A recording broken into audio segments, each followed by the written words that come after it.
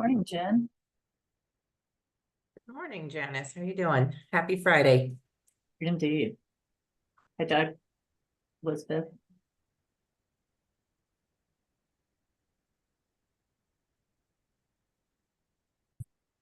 It's gorgeous today, and I looked at tomorrow. It says rain, rain, rain. I'm like, what? Why? Well, just look to next weekend for inspiration. If it Okay. holds, it's supposed to Okay. be very nice next weekend. Okay. It's all the possible weather systems: rain, snow, sleet, sun. Yeah. Sounds like This spring in weekend. Central Oregon. Yeah.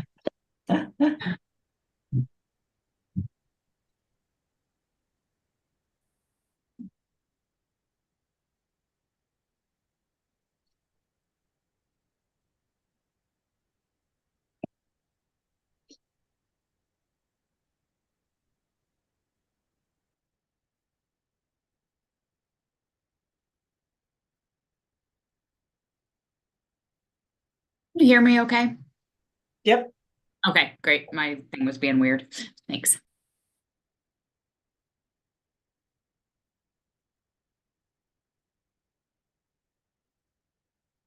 Where would the day be, Holly, without technology being weird? So true. Oh, So it's pretty amazing. You know, I tried to get on Parks and Rec the other night. Thank goodness they went ahead and approved the veterans, their 26 apartments, so that they do not have to pay their property taxes. Anyway, they did support that. But I was having a horrible time. And everybody that got on said, I've had a really hard time. Yes. Oh, it's eight somewhere. Hi, Doug. You must be glad. Morning, I survived. Yes. Survive. Yes. And you're still smiling and you're still drinking coffee. So it could be worse. So let's see. I guess I should wait. Um, are any legislators going to join us today? I doubt. In the Yeah. email I sent out, we blocked out the time today from 8:15 to 8:45. So I let them know that. So they may be joining a little bit later. I didn't get any confirmation one way or the other, but that's not unusual. So Right. No, I'm sure they're just in the mess. Actually, I think that our delegation probably got out of the building around 8:30 last night and then had to head back across the pass. So uh, they might be making an appearance or not, but I did talk to several of them. Good. But we do have 8. So I don't know how Rep. Owens got snuck into Deschutes County, but it's nice having him. So, okay, my screen, I show gallery. Oh, it's still not doing that. Okay. There we go. Okay, so let's call the meeting to order. And I just want to thank everyone for joining us. I do want to make a comment that I remember Doug told me Measure 110 wasn't really going to get a fix.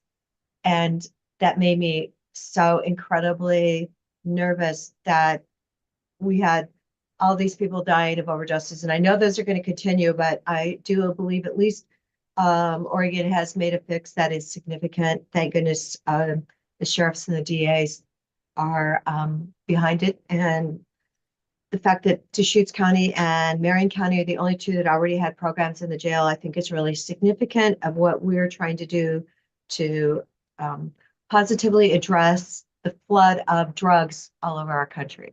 So that's my little comment. Mr. DeBone, do you want to add anything? Good morning. I want to thank Doug Riggs for representing us in the Capitol. I know it was just a mad dash probably this whole time, the whole 35-day period, but just thank you very much for that, and we'll take it from there. Mr. Chang? I just say I'm really appreciative that in this very short session, the legislature was able to both craft really significant Measure 110 reform and improvement, and also deliver a significant housing package. Very exciting. Great. Doug, would you like to give us some updates? Yeah, thanks, commissioners. Good morning, happy Friday. It's a particularly happy day for those of us who've been stuck in the Capitol, or not really stuck in the Capitol, it's really stuck in a hallway for the last 25 days. For those of you who haven't been to the Capitol lately, it doesn't resemble what you might remember from your 7th grade school tours back in the day. It's all on stilts, sitting up in the midst of seismic repairs. Pretty interesting. Last night they opened the doors of the 2 chambers, the House and the Senate, and typically, at the end of the signing eye, they open the doors. You can look across, and the Senate waits to the House waits to the Senate.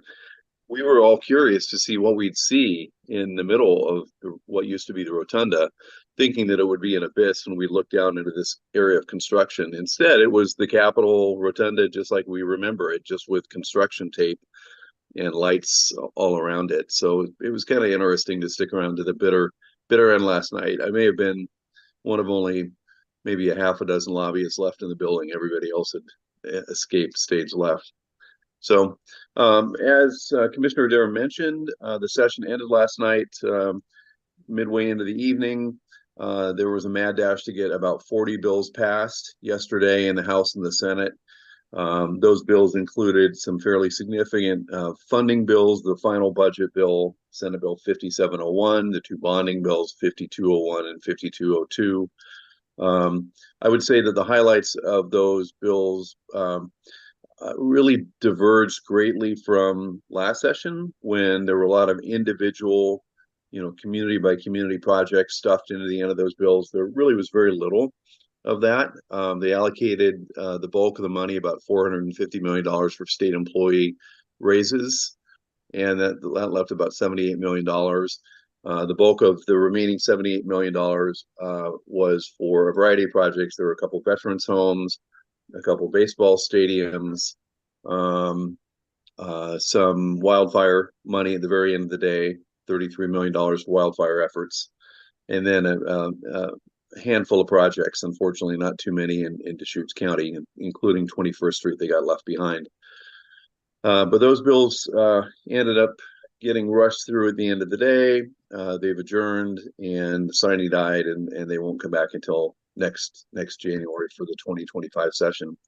I'd echo what the commissioners mentioned about the 2 main priorities for this session for them were housing and behavioral health / ballot measure 110 reform. In both cases, there, I think, was a very organized, very well thought out effort to address those 2 issues. On the ballot measure 110 behavioral health front, we had Representative Krupp as the co-chair of the addictions committee, along with Senator Lieber. I gave them all the credit in the world for really sitting down and listening and crafting a bill that went a lot further than I think most of the cities and counties and sheriffs and police chiefs expected. So I think the bill ended up in a pretty good position. As members pointed out on the floor earlier this week, it's not perfect, but if you look through the list of projects that I've provided last week, and it'll be on our final end of session newsletter that will go out later this morning, there are lots of investments in key issues that will impact the county, from community corrections and aid and assist, medically assisted treatment in jails, to direct funding for deflection programs. So there will be investments that we as the county will have to search out and take advantage of the next few months. So we'll see where that one goes. On the housing front, several Central Oregon cities got infrastructure funding, including Redmond, which got $2 million for North Point, which, as you may recall, was part of the quote accelerated housing pilot projects passed by the legislature back in 2017. So in Oregon, accelerated means 8 years apparently, but that money will help with infrastructure and help to get the projects off the ground. Other cities in the region that got money for housing infrastructure include Madras and Prineville. So in those small towns, that money will help quite a bit. And then there's a very large a pot of money in 2 places. Number one, in a revolving loan fund for cities and counties to be able to apply for infrastructure for housing projects. That will take a while for the OHCS to develop. And then there's also an infrastructure grant program that interestingly was put into Business Oregon instead of the Oregon Housing and Community Services Department. So they're trying a new approach with allocating funding for housing infrastructure.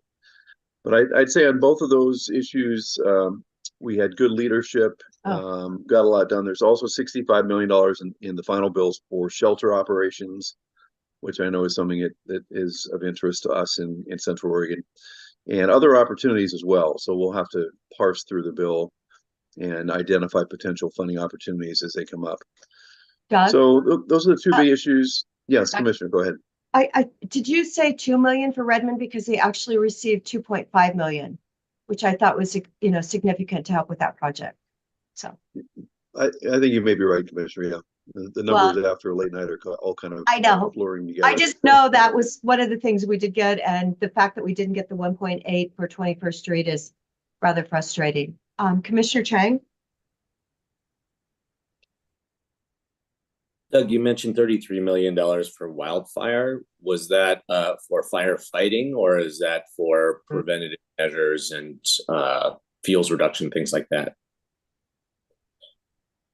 Hey, Commissioner, I'll have to look into that. I just caught that this morning as I was reading back through 5701. I didn't read the details because it was a long bill, 208-page bill, but I'll get you the details on that. I know that one of the things that Senator Golden was disappointed about at the end of the session is that the legislature had not invested adequately in wildfire prevention, hardening standards, et cetera. And so I was a little bit surprised to see that last minute item added in there, and I need to check with him. I saw him on the Senate floor last night after the session, but I didn't ask him about it. I mean, also, there were all those proposals to shore up fire suppression funding at ODF that went nowhere. So I'm wondering if they're just trying to kind of backfill that a little bit so that ODF can actually have 3 incident management teams this summer. Well, Yeah, good questions, and I'll make a note of that, and I'm gonna make sure I get you the details on that as soon as I can this morning. thank you. I guess the last thing I'd say is once again on a lot of issues, you know, although there were some disappointments, Commissioner Adair, you know, the 21st Street issue was a disappointment to the delegation. Rep. Emerson Levy and I worked for several days on that, as well as Senator Knopp. But I would say that here's a lesson that I think we've learned in the last 2 sessions, last year and this year. The Ways and Means process has changed significantly over the last 4 or 5 years. The combination of the pandemic and a lot of new members kind of reconfigured process for making decisions on how things are funded. And I would say that the impact of individual legislators and policy committee chairs has been diminished in this shift. And and what has emerged as kind of the template for picking winners and losers in this funding process is, are you on a list? So if you're on a list that has been developed in some way, shape, or form outside the legislature, that list gets given to the Ways and Means staff, the Legislative Fiscal Office staff, and that seems to be, in many cases, what they're relying on. So, for instance, the housing infrastructure projects that were funded in 4138 and 1530 came off lists developed by organizations like the Housing Alliance and individual legislators. The substance abuse treatment programs, and there was the whole free on the outside issue that we've discussed internally, was on a list prepared by an outside organization, not by a county, not by a legislator. So it is, I think, going to be important for us to consider how we, on future requests, how we partner with other organizations and prepare, you know, kind of group lists of key projects ahead of time going into the 2025 session. And I think that'll be true on, you know, for instance, transportation is going to be a big issue in 2025. So to the extent that we have transportation needs and asks, working with AOC, other counties, or transportation organizations to make sure that our projects are on an overall list. That seems to be what Ways and Means staff is increasingly relying on in their decision-making process. So Doug, what advice do you have for us on being on these lists or getting on these lists in the future? Like what should we, who should we be talking to? What coalitions should we be joining? Things like that. Sure, I think that's a good question. I'd say that we're gonna have to be creative. I think I'll work with the staff and we'll work with the department heads to identify the key organizations in each policy area that might be engaged in that. I think AOC is a key. I think working, for instance, AOC, MHP, really helped with some of the projects that went onto that substance abuse project list in House Bill 5204. They got funded. So, starting with the AOC groups, I think is the most important thing. And if you look at ballot measure 110 reform, a lot of what came out of that relied on the kind of the list and the proposals prepared by that set of organizations that we participated in with AOC, LOC, police chiefs, sheriffs, DAs. So that's another example of how outside organization and ahead of time put something together, and the legislature said that looks like a good template. Let's adopt something that resembles that. So, and I go back to the pandemic and the number of new members and the fact that the building really is not functional. The Capitol is not a functional space. It is very difficult there are no conference rooms, for instance, for people to meet in anymore. So you almost all the work, a lot of the work has to be done ahead of time. And that's where these next 10 months, I think, will come in as very important. Right.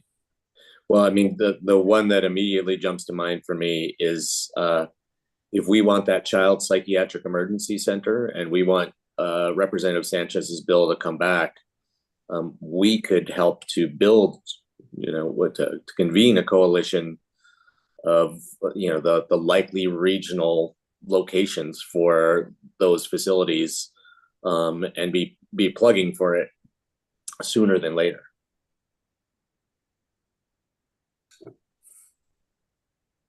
I think that would include us. That's a good example of something that would be a good candidate for something like that.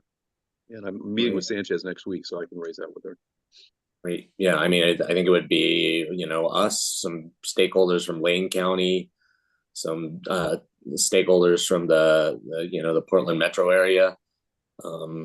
At least those three. And I don't know if there's if Representative Sanchez was, I think there was a mention of 3 or 4 of these regional centers, and I don't know where the 4th one would go, but it seemed like those were the 3 that were initially identified.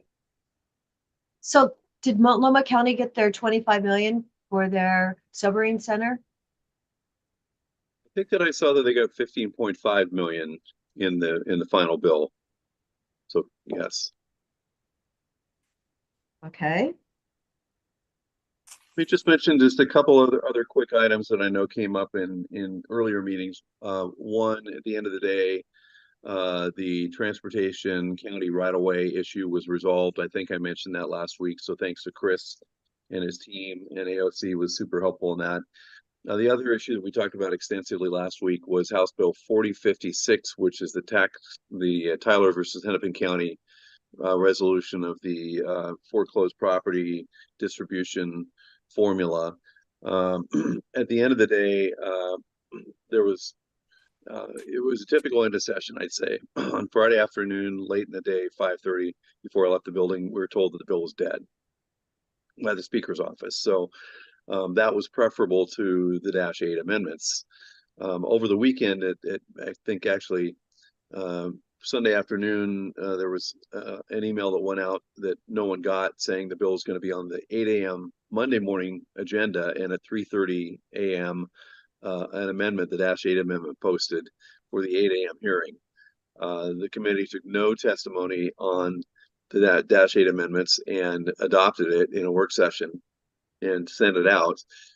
We were able to get it re-referred to the Revenue Committee, Senate Finance Committee, and then we had quite an extensive hearing, and the counties, Lane County and I both testified that the -8 amendments appeared to confuse the matter more than was necessary, and that they should instead adopt a -6.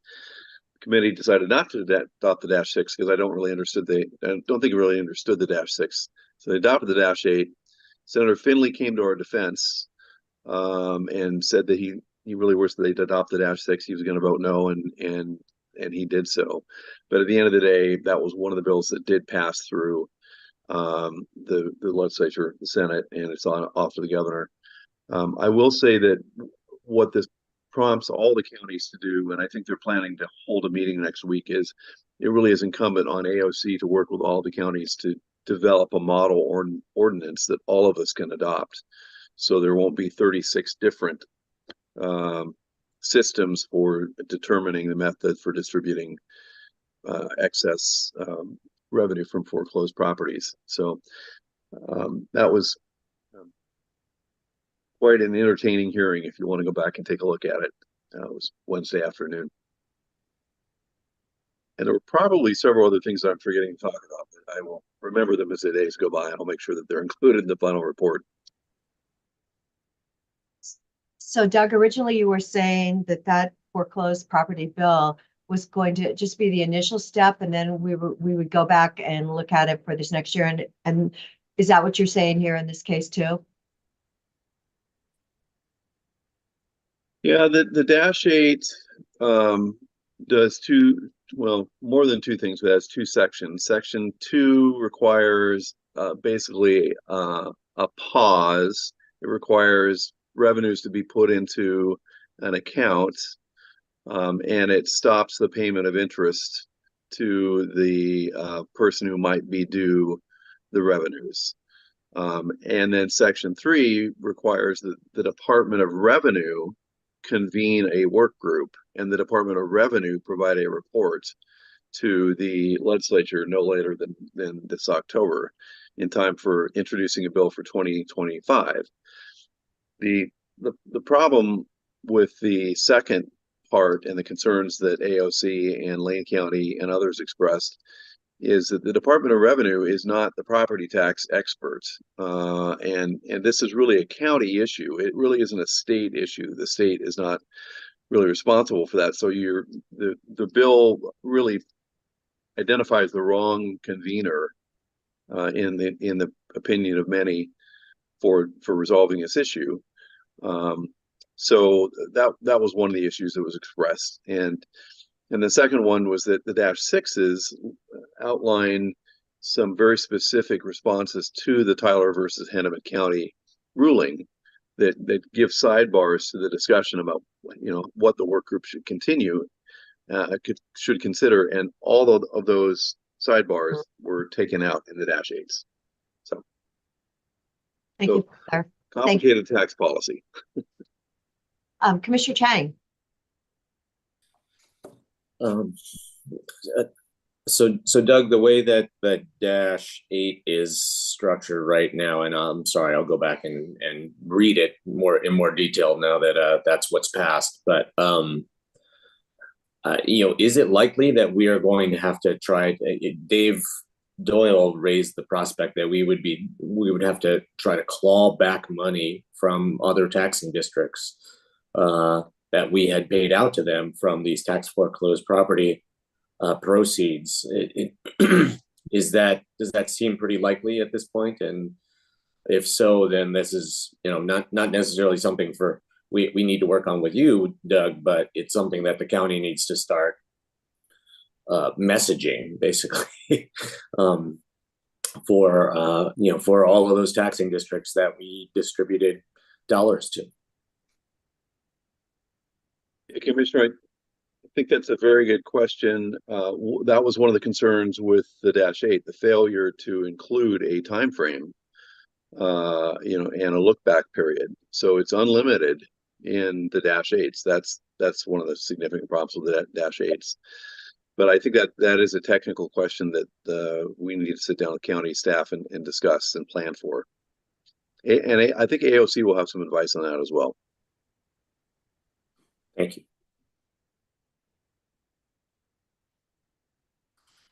Any other raised hands?